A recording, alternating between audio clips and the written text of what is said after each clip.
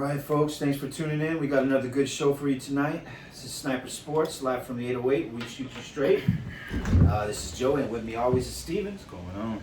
Hey, we're having a good week here. A couple days before Thanksgiving on this Monday night. Getting to the holiday weekend. We're going to recap the games of the previous week. Also talk a little college football and the end of the season. Playoffs are coming around. Me and Steven will give you our predictions on who we anticipate being in the Final Four, the college playoffs. And also look forward to this week coming up. We got 3 games over Thanksgiving and also a Black Friday game against the Dolphins and Jets. And the remainder of the games will be played on Sunday and, of course, a Monday night game. So we'll go ahead and talk some football, folks. But first of all, I just want to start off the show saying last week, me and Steven, we went over, I think, 3 teams that we featured. We had the Bengals and Ravens. We had both picked the Ravens to win. We guessed right on that. We also, what else did we have last week? We previewed Dolphins and the Raiders. Dolphins and the Raiders. And Both called right on that. We Chiefs had and Miami. Eagles. And then Chiefs and Eagles, yes. Chiefs and Eagles. And me and Steven had mixed picks about that, but nonetheless, where would you like to start? I think we'll definitely start with the Thursday game, Ravens and Cincinnati. I think it was turned out to be like just not the game we expected. Seeing Burrow's hurt, that just kind of takes out the fun of the division and what it was. I don't know kind of where you think the Cincinnati Bengals can win, but Ravens came in and did what they had to do. They did what they're supposed to do, come out with a victory and win. They put up 33 points, and that was great. I think it builds momentum for them, especially with the loss tonight of the Chiefs. It's going to just, propel them into the first place. I don't know if that's pressure for them, but they should be happy sitting with week 11, 7 more weeks left. We can sit on the top of the AFC. Yeah. So, hey, you got to like it. You got to like what they're doing up there in Baltimore. Yeah, they got the win. Obviously, Burrow went down, wrist injury. We don't know how long he's going to be out, but that does shake things up in that division. Cleveland also beat Pittsburgh. They're sitting at 7-3 in the division. But Baltimore, they're at top 8-3. They look like they have control of the division. Cleveland has that great defense, so they're just kind of eking out close games. Also, of course, this is not new news, but Deshaun Watson out for the year. He's going to have to repair his shoulder. So they got the rookie Dorian Thompson-Robinson out of UCLA starting for Cleveland, which, just long story short, means Baltimore should run away with that division, Steven. They're starting to pull away there. So as far as the Ravens, they're looking, everything's looking status quo there. Guys are playing and balling and pulling out W's. Dolphins this week, we thought it was going to be not as. I was surprised the game was as close as it was, honestly, for a young coach, Antonio Pierce, who just took the starting job a few weeks back. Of course, he won against the New York Jets and Giants. And also they started their rookie quarterback, Aiden O'Connell, I believe his name is. Mm-hmm. He got the start. He didn't look too bad, but other than those 2 amazing interceptions from Jalen Ramsey, he looks like he's getting back into his form here after missing the first several games due to injury. But he had 2 amazing picks. Just want to make a note of that. Tua's got his team sitting on top of the division. I think 7-3 now. The Dolphins are. Tyreek Hill, another amazing game. I think he had 10 catches for 146 yards and a touchdown. He's up to like 1,250 yards or something like that. Just amazing. And he's still got, another 6 or 7 games to play. Yep. So it's tangible he could get that 2,000-yard mark as he stated he would in the beginning of the season. So like what Tua, Mike McDaniel, and Dolphins are doing there. Yeah, I agree. Not too much to talk about this game. I thought that the Raiders came out and played hard. They look like they've been playing with a lot more heart in these past couple of weeks under Antonio Pierce. So that's great to see. Definitely surprised by the outcome of the game. I didn't think it was going to be this close, but what a game it was. I think if you love football and you like what games are supposed to be, I thought it was a good game, good close game. Yeah. And to finish out last week, we talked about this Monday night game. I think it lived up to everything the hype was. I thought it was a great game, especially for a Monday night game against, the 2 teams that are in the Super Bowl last year. Super Bowl rematch. It was just a very, we watched, I think the first half was very dominated by the Chiefs. Second half, the Eagles came out and really put on a show defensively and offensively. Monty Smith, I came in with that last touchdown in the fourth quarter, which put them ahead, and I think it was great. It's frustrating to see because I think we both like Mahomes. I know I like Mahomes a lot, and to see his receivers kind of let him down a lot of times, especially in the first game of the year in the Thursday night game against the Lions. Seeing the drop ball tonight with Scanlon. It was a hard one, but I know they're going to get over it. But you expect a little bit more from those receivers, and it's kind of frustrating to see them just not hold on to the ball. I know not even it was. Yeah. There were some other people that drop balls, but it's frustrating to see when you have a quarterback there that gets you the ball, especially when you can put two hands on it, and you can't make the catch. That is, I would be super frustrated. But yeah, it was a great game tonight. This was my pick of the week. I had the Eagles winning, coming into Arrowhead, tough place to play, but I just think that they had the motivation, obviously given the revenge game from the Super Bowl, and just kind of the way the momentum where things were going, and also what Steven mentioned, just the lack of consistency with the receivers catching balls, and you saw that happen tonight. I know Marcus Valdez-Scantling missed the one that should have been a touchdown in the end zone, but also Justin Watson, I believe, is a backup tight end, and he had at least 3 drop balls tonight, and those were all big momentum changers. One was on third down, and the other 2 just led to the other team taking over. So that was huge. I thought Pacheco ran the ball hard. I thought Kansas City's defense played really well. Particularly the line. They held Philly's defensive line. We know how much of a monster they are. So I thought they looked good there. But Kansas City, I think they should have won this game, Steven. It was really a close game, but it just comes down to execution, as it always does. And I just think the difference was a few big runs from DeAndre Swift and also a couple big catches from DeVonta Smith. DeAndre Swift, and DeVonta Smith. That sounds similar, but both of those players came up big, but this was really a close game. I know that's huge for Jalen Hurts and Nick Sirianni to win on the road. And Philly just looks like it might not always be pretty, might be kind of an ugly win, but the bottom line is they keep racking up these wins. And this has to be huge for their confidence and momentum. They're 9-1, best record in the league, a couple games ahead of Dallas. And but the Chiefs, Steven, even when they lose, they're in every game. It's really just a factor of drop balls. And I have to say this, I noticed Travis Kelce, he didn't look too sharp tonight. Dare I say he didn't look swift. He did. I think it's all that traveling he's been doing, not only over the bye week, but I think just through the season. I think with age, I don't think it's an age thing, his performance, or it should be affecting him, but I think it's just more in a sense of, it's different when you're flying out of the country to Rio to, go to a concert and support your girlfriend. I think that's a cool thing, but I also think that sometimes you have to remember this is your job, and sometimes it's, I know it's your bye week and you can make that trip, but, it looks like it was affecting his game tonight. It didn't look like he was all there, whether it's, he's getting a lot more endorsements. I know their podcast has been taken off. Right. So maybe too much things on his plate. Sometimes it's too much for people to get all that success. It's just a lot of, especially with football and the demand that it takes from you. So absolutely, we'll see. Maybe next week he'll come out with a better performance than this week. Yeah, we'll see what happens. Hey, but KC fans, I wouldn't be too worried. Like I said, even when you lose, you're still in the game. I'm sure Andy Reid's gonna, go back, look at the tape, correct some things, and you'll be seeing Mahomes in the playoffs, no doubt about it. No doubt. Yeah. All right, let's switch over to college. All right. We're winding down to the end of the season here. Rivalry week. We have the big game this weekend, Ohio State against Michigan. Of course, Michigan and Harbaugh have been all in the news.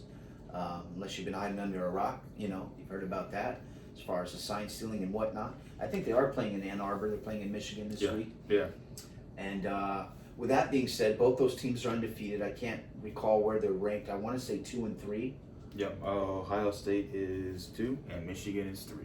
2-3. So with that being said, Steven, someone has to lose. I guess what I'm getting at is, who do you see being the top 4 at the end of the week? Currently, I think we have Georgia 1, Mhm. Ohio State 2, Michigan 3, and I believe Florida State's sitting at 4. Some Yeah. coaches might have Washington, the Washington Huskies at 4, but any way you call it, those are the top 5 teams. Somebody loses from Ohio State, Michigan this week, and now we got the top 4 set for the playoffs. Coming up with the final 4, I think that's a bit tough, especially with the FSU quarterback being injured and going out for the year. That's right, He Jordan made a Travis. statement today that he would not be. It's a season ending and he wouldn't be coming back. I think he might be even going to the NFL. This is all just for me going back and forth. Back in the day, I've never been an Ohio State fan. I've never liked them. I've never really cheered for them at all. Just never liked or even been an Ohio State Buckeye fan. I don't know why. I just never have. I've always liked Michigan. I've always liked the Michigan players. So I'm definitely going for Michigan. Every year I go for Michigan, not just because of Harbaugh and whatever they bring. I just don't like Ohio State, and I've always gone for Michigan. So I'm pulling them out to win. I definitely think Georgia's going to be 1. To be honest, I think they might win the whole thing again for a 3-peat. Is that 3 in a row? That would be 3 in a row, yes, sir. So they just have such a complete team offensively and defensively. But I have Georgia 1, Michigan moving up to 2 after being Ohio State.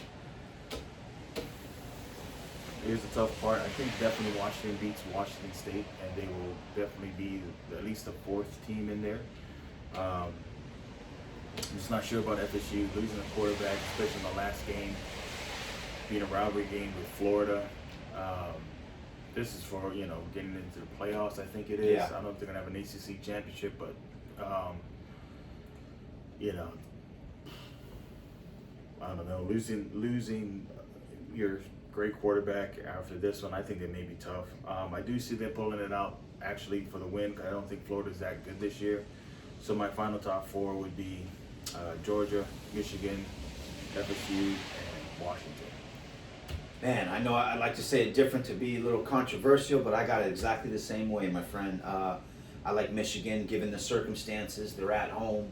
Of course, all the big hype with the sign stealing and Jim Harbaugh. I think those guys are going to be fired up. Ohio State's look good this year, but they have just, to me, barely won some close games.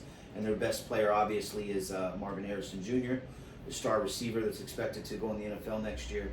But I like Michigan at home to pull it out. I just think they're going to be charged up for that game. And with that being said, I got the same thing. I think it's going to be Georgia, Michigan, Washington will get in there, and of course Florida State, with Ohio State just looking on the outside. We'll see how it plays out. So I think Michael Penix Jr. has been the best quarterback that I've seen in college football this year. Of course, Caleb Williams won the Heisman last year. We know what happened with USC. They don't have the defense. But I think Penix Jr. up there, what he's done in Washington, the schedule they've had, the teams they've had to overcome and beat, he's consistently shown to be the best quarterback. And I'm hoping they get in there, represent the Pac-12, and make some noise in the playoffs. But yeah, hey, Georgia looks awfully tough. But it's just one game. It's football. Exactly. What one game could do for the whole playoff situation. Hey, I've seen it before. That is for sure. Well, like I said, Thanksgiving week, we have some NFL games. We got 3 on Thursday. I believe the first game is Packers-Lions.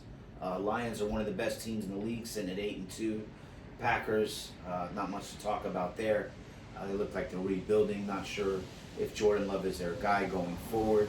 And it's not just the quarterback. They have problems other places. The receiving core hasn't been too great this year. So not much to talk about there. I think the second game, Steven, the Commanders go into Big D. Dallas always plays on Thanksgiving. Dallas should have command of the Commanders, in my opinion. So shouldn't be much to talk about there. Dallas looking really good lately. But I do like the late game, which is the San Francisco 49ers coming off a big win, going up to Seattle against the injury-ridden Seattle team. Geno Smith and their quarterback, Kevin... running back? Geno Smith, the quarterback, and the running back, Kenneth Walker, the third, are just kind of injury-ridden. They were both out of the game last week, so they're kind of nursing some injuries. I'm not sure if they're going to play this Thursday, but basically that's number 1 and number 2 in the division. a division game. It's hard to go against the Niners the way they've looked, especially with those guys banged up. I know they're going up to Seattle, but Pete Carroll, he really doesn't do anything that's too crazy. You know what I mean? Run the ball, play defense, and he's selective when he throws it downfield. So I got the Niners pulling this one out, and especially if those two players are injured. Yeah, I agree with you. I think if Geno Smith is out, I think that takes away a lot from their offense. And Kenneth Walker III, that's just a big part of their offense with Geno Smith. I think you saw this week with their loss against the Broncos, him not being in there, it doesn't seem like the offense will move. Even though I think they have 3 great receivers up there in Seattle, I think they need to get the ball, and without Geno there, I don't know how effective they would be. So if Geno doesn't play, if he's kind of banged up, I think the way the 49ers have come, especially with picking up Chase Young, they've been more aggressive on the defensive line. They've looked great. I think they would give him enough pressure. I think is the free safety. The safety, Huafunga at USC. He's out. Yeah. He's out for the year. So I think that will kind of hurt them. But they're such a great defense, and they play with each other so much. I don't think that'll be it's a big loss. I'm not saying it's not a loss, but I think they have enough people to play up there. And like I said, when you have probably 2 of the best pass rushers, playing together, and Chase Young, you have one of, if not the best, I would say, middle linebacker in the game right now. Very versatile, and Warner. Huge. I definitely think that that San Fran should win this, and that's always been my thing. Even before Chase Young got in there, when you have that kind of talent on the defense, you should be making some statements. And so I agree, Steven. Not to mention, on a short week with those guys injured, Geno and Kenneth Walker. So might be too much to ask for Seattle to overcome. Yeah, I like the Niners by 10. Going with the Niners. Yeah. Some other matchups we got this week. Jacksonville going to red hot Houston Texans. Jacksonville responded well this week. They won after being embarrassed by the Niners the previous week. It's one of my hot picks, if you remember. But Trevor Lawrence looked good, Steven. He had 2 touchdowns in the air and 2 touchdowns running. And so they're back on track. They made a statement win. Then, of course, you got C.J. Stroud, who didn't have his best game last week, but despite the turnovers, was able to overcome and still get a victory and got his team sitting at 6-4. So they're second in the division. Jacksonville being first in the division. I like this matchup. I do too. With C.J. Stroud throwing 3 interceptions last week, I think I'm not concerned, but I hope he doesn't do it this week, because I don't think he's going to have the same outcome with the Jags. I think the Jags defense is a lot better than Arizona's. I think they're definitely their offense to score and put up points.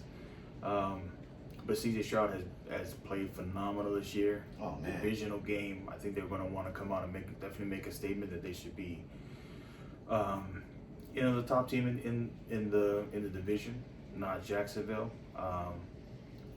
Especially with C.J. Stroud, getting some talk about him being the MVP this year.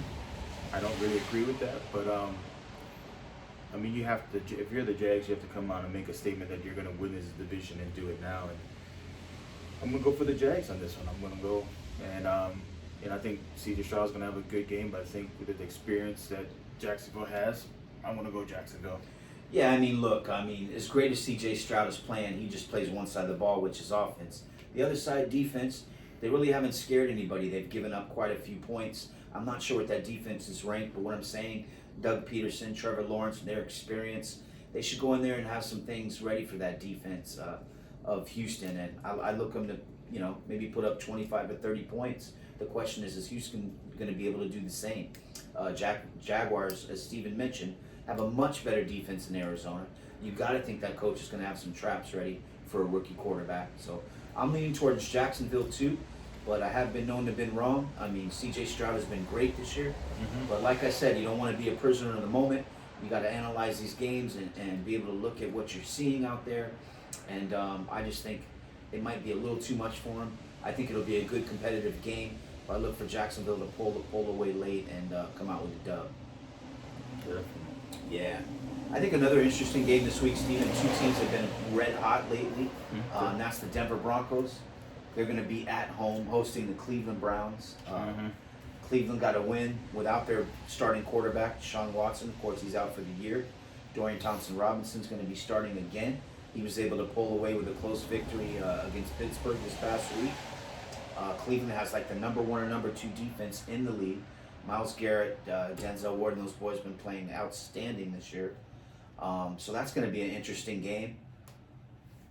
Man, I don't know, because when Denver wins, it's such a close game. It's like Russell Wilson has to make a late drive, or they put their self in position for a late field goal. Bottom line, whatever it is, Denver, they just be squeaking by, man. So I don't know. This is going to be a close game. It's a nice matchup.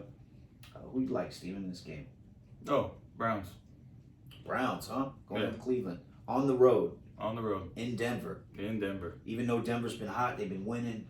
Oh boy. It seems like Peyton and Wilson are on the same page. Okay. I mean, is that cockiness in me? But yeah, they squeaked out a great win last week against the Seahawks, who didn't really have Geno Smith, who you said left the game. He did. Okay, and they still only put up 17 points. Yes. How good is the Seahawks defense?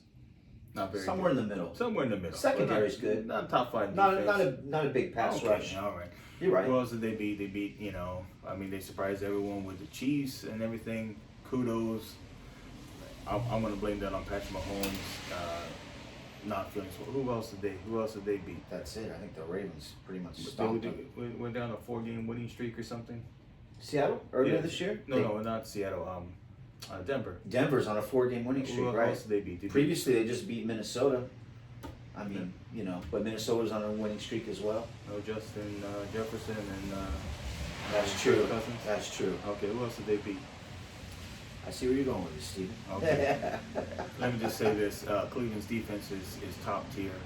They are. Not. I would put them top 3 at least, maybe in the top defense in the league. Sorry, Russell Westbrook, but I think Myles Garrett and them boys are gonna come after you. And we ain't talking about Jerry Jeudy about anything he's done on offense. He's just done nothing. He's just Okay. nothing. You know what I'm AKB saying? You out talk on about Jerry Sutton and all these other guys. I'm sorry, I don't think they're gonna do anything against this defense. I mean, I know the offense is squeaky, but I'm just saying. I mean, I think all in all, I think Cleveland's gonna come out. I don't think it's gonna be a high scoring one. I think it might be a little squeaker again, like how Cleveland did. That's what I'm thinking. But maybe 16-10 or something, Cleveland. But I'm pulling for Cleveland. I don't trust the Broncos. I'm sorry. I Yeah, hear say you. your piece on put on you earlier this year. 70.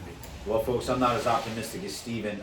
Look, you got a Super Bowl winning coach in Sean Payton, Super Bowl winning quarterback in Russell Wilson. They're at home. They've been hot. They're playing a Cleveland team who, yes, has a very good defense, but is playing a rookie quarterback on the road. I just think it might be a little too much to overcome. I as well think it'll be a low-scoring game. I got Denver winning 21-17. And it's also my pick of the week.